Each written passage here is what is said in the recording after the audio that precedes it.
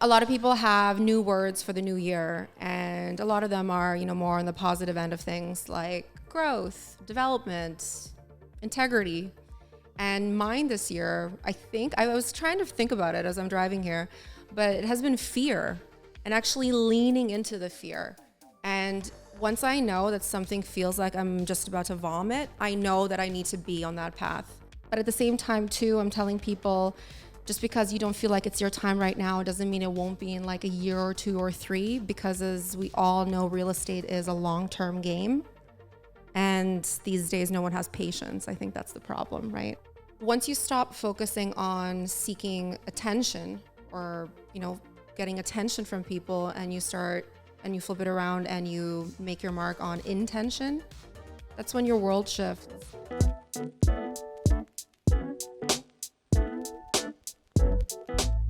This section of the podcast, I brought on another expert real estate agent from the GTA area. I've gotten to know Azra over the years as somebody in the industry who really carries herself with a lot of grace and class in an industry that doesn't always do that. I think some of her writings are some of my favorite posts that I've seen online, and you really get an insight into how seriously she takes her job, and then also how she tries to build a community of people. So I wanted to give you that. Give it a little bit of your background. How did you end up as a real estate agent? Where are you from originally? Just give people kind of the highlights. It's a loaded question. But I could say that my mother is a real estate agent, which she is.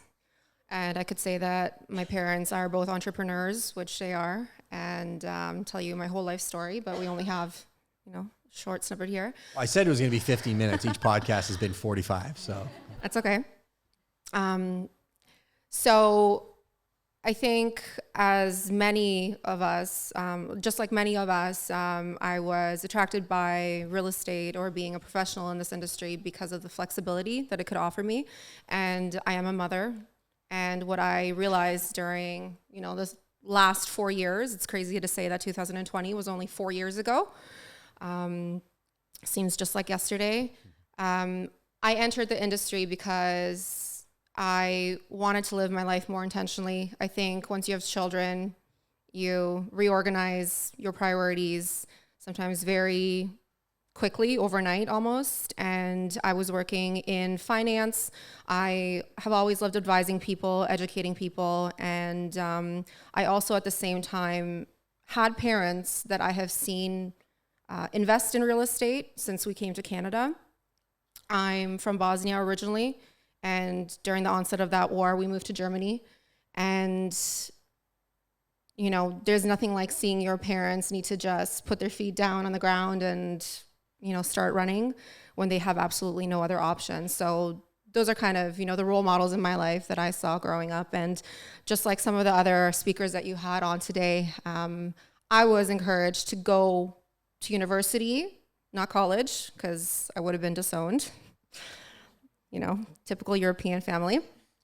So I went to university, and I went to college afterwards. I almost went to law school as well, actually wrote my LSATs.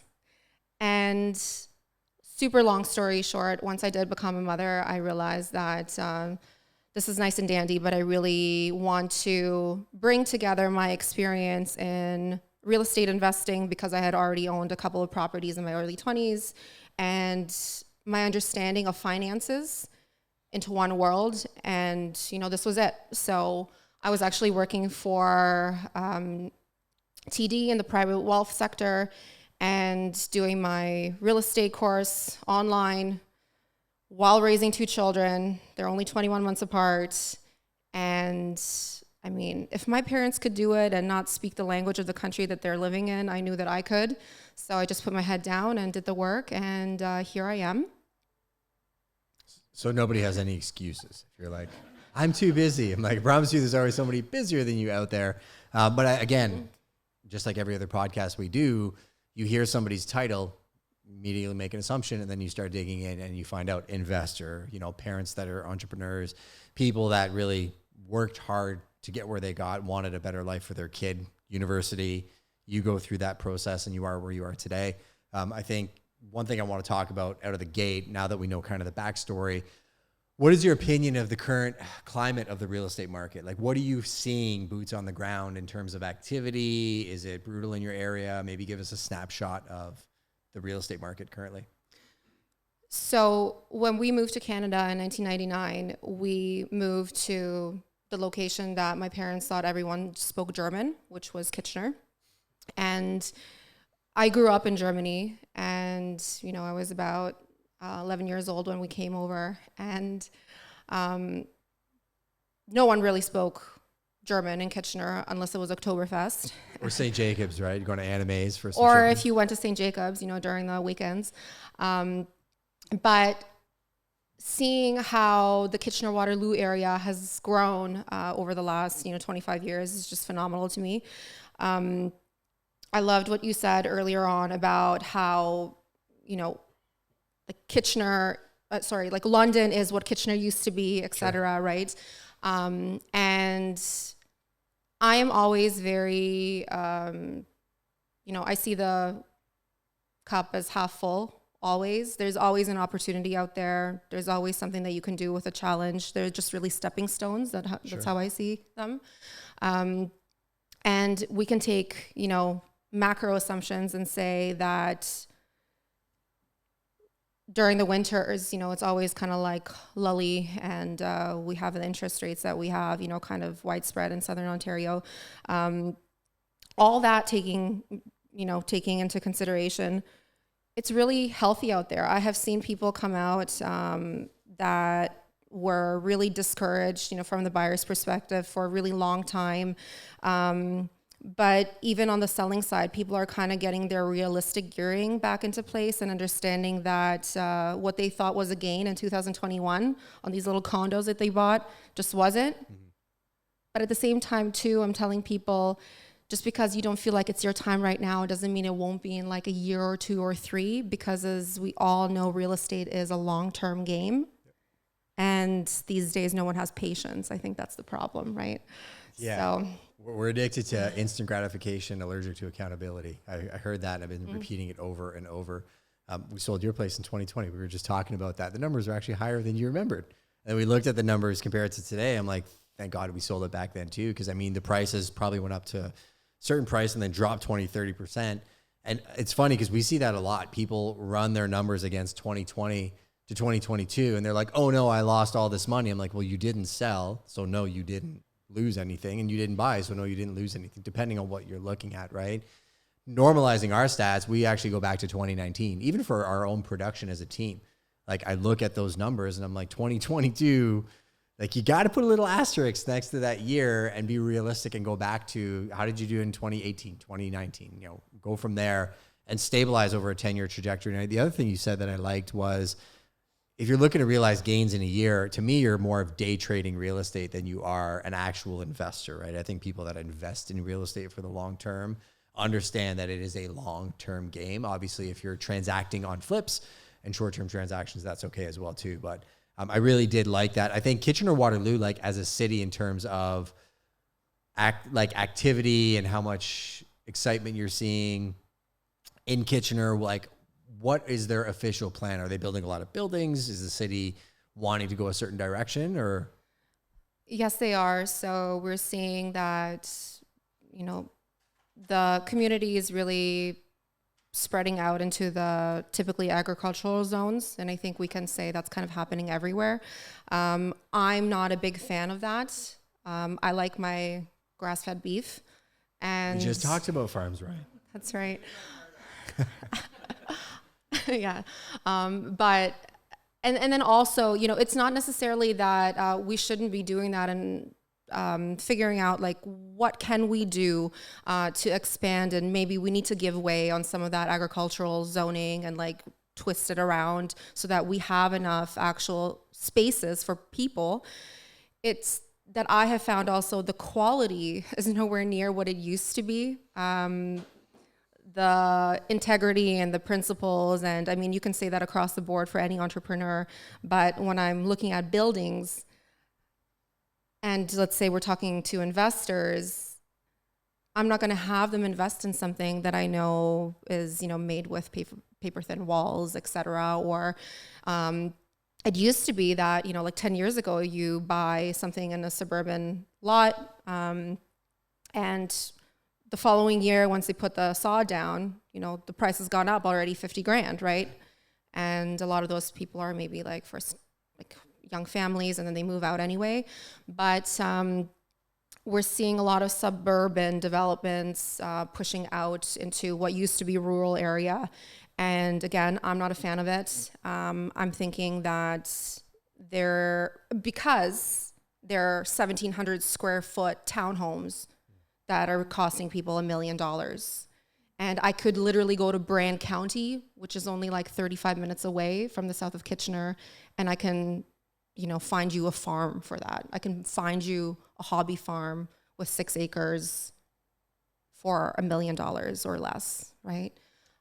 Yeah, we see the same thing in southwestern Ontario. So like our market would be GLA, London, and then you start looking at the secondary markets, which secondary markets primarily was St. Thomas. I'd say St. Thomas is a primary market now. Like to the point where I actually think London is going to have to compete with St. Thomas, because London used to be the big brother, 25% cheaper. That's where you wanted to go. You knew it was going to sell for a little bit more.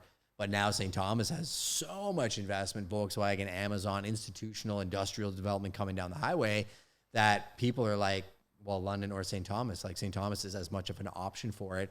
And then you start having tertiary markets like your Port Stanleys, your Grand Bands, your Lukens, and you start going to different markets like we're talking about. You go to Brant County, and you're going to have a demand for that. You're going to have certain consumers that are okay saying, yeah, my lifestyle isn't living in the city and walking out to exactly where I work and walking out to my grocery store, right? I think people I find going back to a place where they're rethinking what their life is actually like.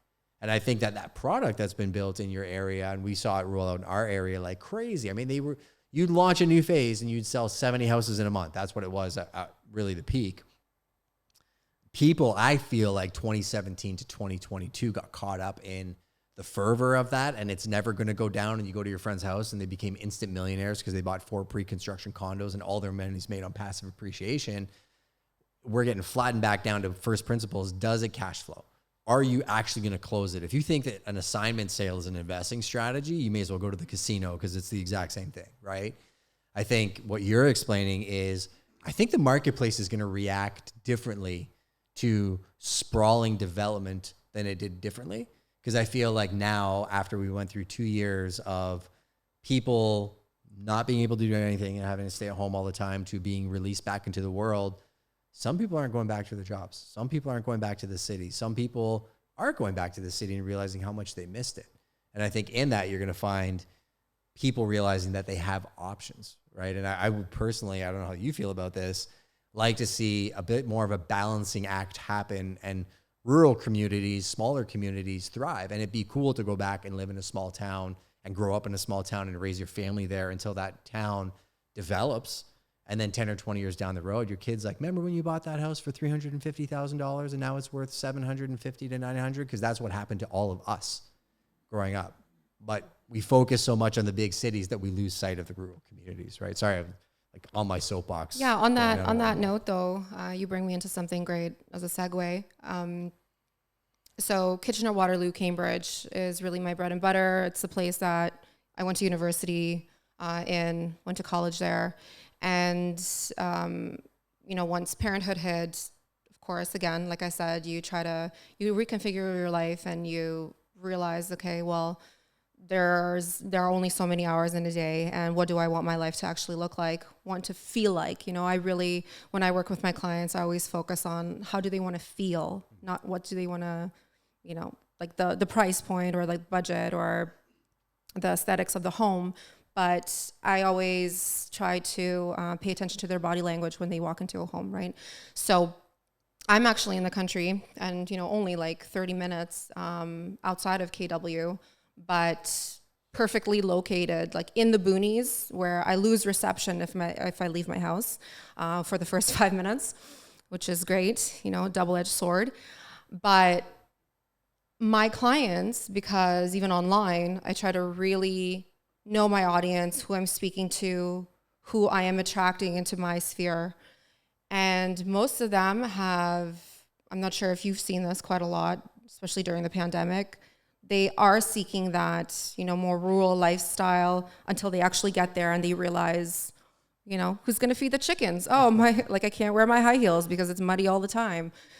Gravel roadway, driveway. I mean, someone's got to either pave that or you're going to spend a lot of money on gravel in a year. But I'm seeing a lot of people move to these smaller enclaves, which are, again, perfectly located like half an hour away from these bigger cities. And those are places like Mount Forest, Listowel, Morriston, and a bunch of other places that no one has a clue where they are. But we do. I laugh because she says that, and I'm like, we're on 50 acres here. Yeah. And I have one in Beachville. It's not this, right? Like, you're not maintaining the land. You're not feeding baby goats, which we're going to do in like 10 minutes. You can have a wicked house that's beautiful, close it up, go on vacation for a month and not have to worry about it. You really do have to think about the lifestyle that you're leading. But at the same time, this could be a profit center. Like, if Shannon and I ran the companies from here and we had people working the farm and we built a secondary structure and maybe a guest house and use this as a retreat, did masterminds here. Clearly it works based off today. You could turn that into a real business, right? And you can do so much more today than you ever did before, where it was like, here's the traditional path where you go to university, you get paid, you get a job, you work for this company, you get retirement. That world doesn't exist anymore. You have to find ways to create your life by design. And one thing you've done too, I think you're pretty selective about who you work with, right? And the type of business you create. So let's touch on that for a second. And then we'll close on the social media piece. Yeah. So I was very fortunate to already have had established a social media platform before I got into real estate. And, I'll touch back on the fact that I'm a mother. I mean, I can't really, I always laugh when people say there has to be a work-life balance. To me, it's all one. Every one of us is a multi-dimensional person. And when I am in front of a client, I'm the same person that I am in front of my children. They teach me a lot of how to be with my clients in terms of patience, instant gratification and not, negotiation. Yes. Right. I was literally thinking that as she was saying it. I was looking at Eli over there. I'm like, but like you said, I've always been a writer and I have my, finance background and whatnot, but I've always had writing as an outlet. And I started my public platform on Instagram with a website and a blog. And I just started talking about motherhood because we had moved cities. I didn't know one single person in that new town. And I put the kids in the stroller, went downtown and got to know the community. And it's insane how how these small things that you do can actually have an exponential effect on your life. And the next thing you knew, people knew me and my first name. I mean, it's kind of unique. So they remembered me as that person who just blogged about motherhood. And of course, my priorities changed over time, and the same audience that I had curated on Instagram happened to be the audience that was starting to pay attention to what I was doing next. So when I realized that I was going to go into real estate, I made sure to just lay the brickwork there, get to know certain individuals in the game. I think that's how we met. Yep. Before I was even licensed, I tried to digest as much of the real estate content out there that I could, and I always knew I was going to have a local stronghold in addition to an international one because I'm multilingual. And why not just randomly go on Clubhouse during the pandemic and get to know a bunch of other luxury real estate, agents. People would actually think, some small people would talk to me and be like, "You're ridiculous. You have these like high goals. You're living in the clouds." And I'm like, "That's exactly where I want to be. And if you don't understand, then I guess, I am repelling you from this vision." Yeah. And people are always so fascinated that a lot of my business actually comes from social media, and people come to me. And it's just so much easier than picking up the phone and cold calling and door knocking, which I actually love doing as well. But there's a totally different way to do business that I guess we have to. I mean, there's this quote that says, half of our life we spend learning all these things, and then, once like mid-age starts to creep in, we tend to want to unlearn so many of those aspects and figure out exactly what we're about. Yeah, going back to the farming analogy, it's the harvest, you burn the chaff, and then you keep what's right for you. What's right for you isn't right for everybody else. Not everybody has to do social media. Some people like to write, some people like photos, some people like video. And I often tell people, like, comparison is the absolute thief of joy. You're going to look at other people thinking their version of success is what yours is, when in reality, it's not that.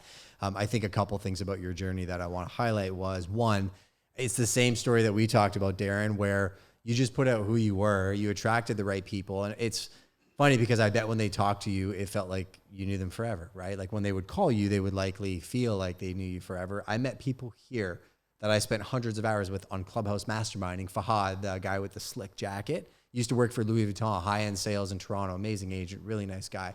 I mean, aspects of my business have come from the hours of collaboration I spent with Azra, I spent with him and many other people. You got to kind of put yourself out there. And the last piece that I'll say is I did a podcast yesterday with Tom Story and Steve, and we were talking about our journeys, and people will perceive success the way they want to perceive it. And I told them, about my background, and that at one point in my life, I was an addict, a functioning addict. I almost died 3 times because of it. Nobody would ever know. But I said, what's funny is I was around people at that time that I was the life of the party. Right? Like they wanted me around because I had access. I had everything you could possibly imagine. I was living for the world, hoping that those people would finally give me the acknowledgement that I desired. And they never did. Not one of them. It wasn't until I found people, like you mentioned, head in the clouds that had bigger ambitions that were like, oh, you want to do that? I did that. I found a mentor that was like, okay, just do this and this, and then come back and talk to me in a year. And this was somebody you'd never think I'd have access to. I met him through another connection. Guy's a huge TV star, not the TV star we're friends with, another one. But I went back to him in a year. I'm like, yeah, I did that thing you told me to do. It actually really worked. Like, now I got this problem. He's like, okay, go do that. And then I found like 57 other people like him. You, Fahad, everybody else. And you find those people that actually have ambition, drive, and integrity. And you realize what a different life you can lead being around those people than being around the people that I knew beforehand, who didn't want you to succeed. And the second you started succeeding, all of a sudden they're complaining, because the complaints that they're making are more of a reflection of their failures in their own life than they are about yours. So I really wanted to touch on that point because I think it matters that you can't let other people dim your light, right?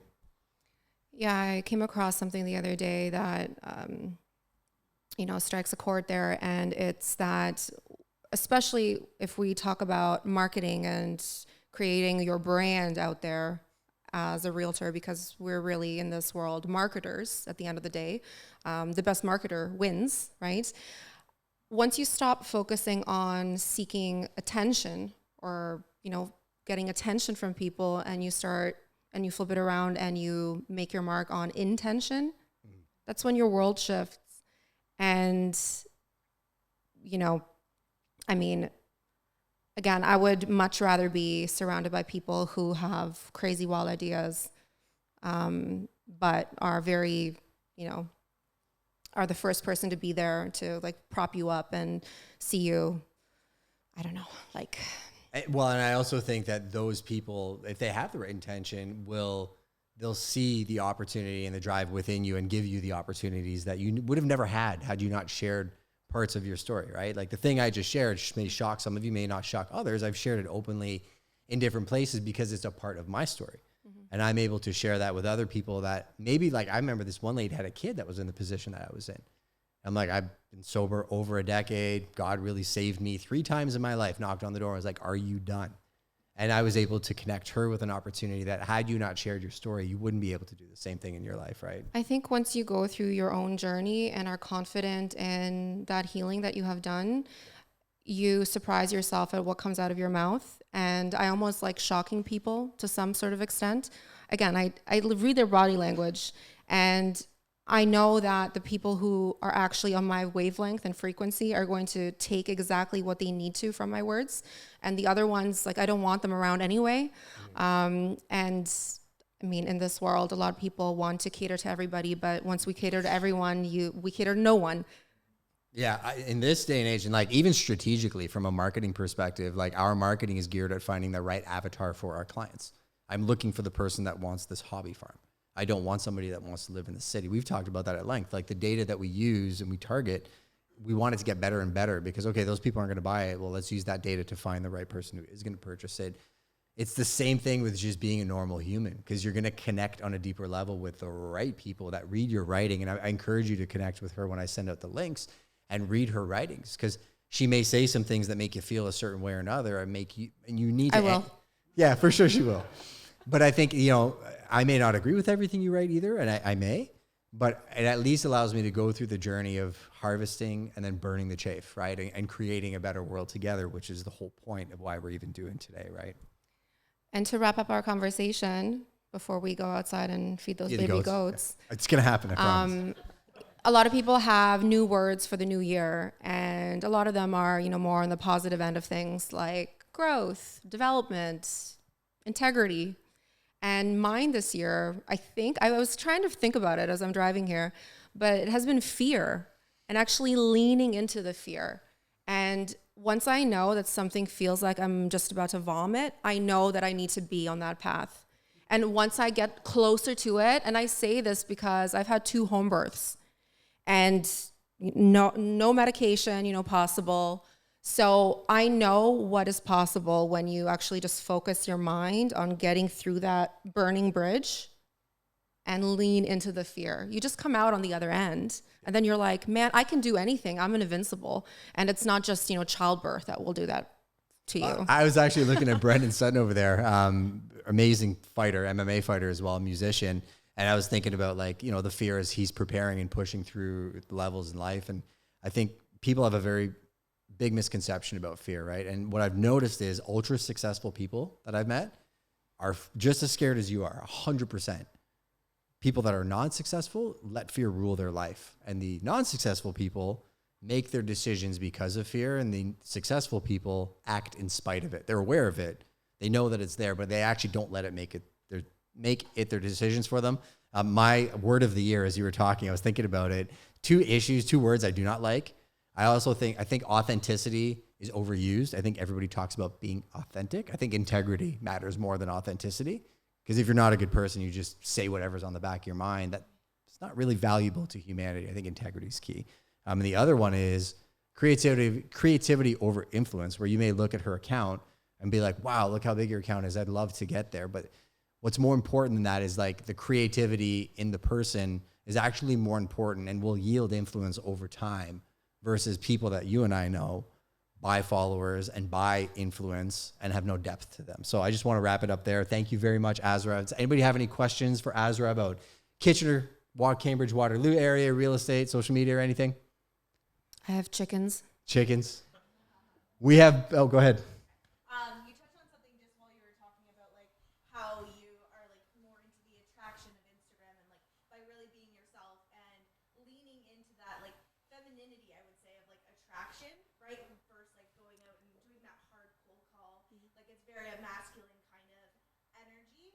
And I feel in our industry there's a lot of men that will say to do different things. So how do you lean into real estate with more of a feminine approach? I love you. We know each other, so I can say that. This is very true. And, before I speak and it sounds like I'm bashing men, which I'm not at all, because I feel like men have gotten the short end of the stick in the last few years, especially. We need to honor, men the way that they're programmed to do things too, or certain people. Everyone's programmed differently. What I tend to remind women of, especially, let's say, other female realtors that are following me, because that is a big audience on my social media, is that you get what you expect, and we can't expect abundance if we haven't done the work and we feel that we're stuck with our organization of the day, stuck with lack of childcare. I can only speak to my own personal experiences as a mother and feeling like I don't have enough arms. But women have a really hard, from my perspective, we don't let ourselves relax. We have been fed into this 9-to-5 world, and we feel like that is our spot and that's where it needs to be. And as you see the evolution of people, that's not really, to me personally, a natural spot for a woman to be. you can still get, you can still be as successful as a man and on the monetary, side of things, and whatever. But you also need to figure out how to tap into your natural rhythm of things. And I am, going to say that I believe in biology, and I believe that if you have a menstrual cycle, for example, I'm saying this word, you need to listen to it, and you need to figure out how your schedule is going to be different than, for example, your partner who doesn't have a menstrual cycle. And we're almost not allowed to say that anymore. But then again, there might be someone out there who doesn't believe in what I'm saying, and that's okay too. They're just probably not part of my audience, right? So being feminine is a very receptive kind of skill to learn. And if you laid down the groundwork and, you just come out with providing value, which social media is there for. You should go out and provide value rather than to seek to get something, right? We lead with providing rather than what we're going to get out of something.